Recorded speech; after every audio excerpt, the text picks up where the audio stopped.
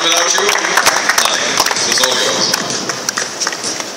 Problem with having Charu make your introduction is you almost feel obliged to come on doing cartwheels or somersaults. At very least the Mahindra. But I'm going to disappoint you today, ladies and gentlemen.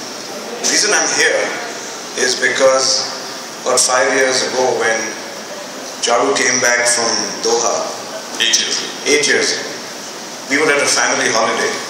He's my brother-in-law, that's a full disclosure here. And we were on a family holiday and he started telling us about the waves that Kabaddi had made at Doha. And when you have a TV anchorman as a relative, you're used to hearing frequent broadcasts about sports and its importance. So sometimes you don't pay as much attention as you ought to.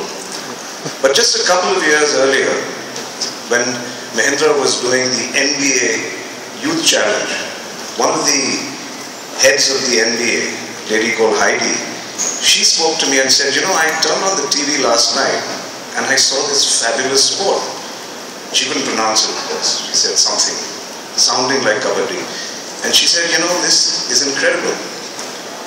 It's so international in its potential. It's got a small court, so it's very televisable, very fast.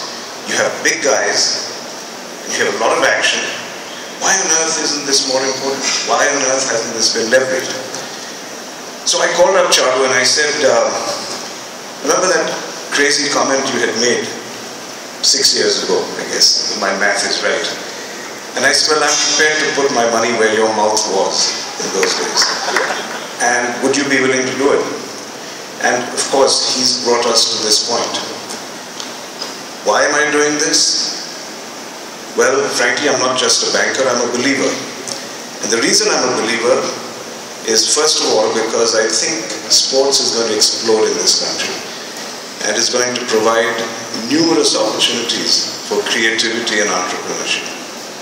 But then why this? Why not a more established sport? Why not a more international sport? Something more glamorous? And I guess that has to do because even though I'm doing this in a private capacity, as the custodian of the Mahindra brand, I really can't do anything in my private life that's not aligned to the values of that brand. And the credo of that brand is a word called RISE. And the brand pillars of RISE are 3. It's about accepting no limits, it's about thinking differently, and it's about driving positive change. And if you look at those 3 pillars, they are present in full and ample measure in Kabaddi.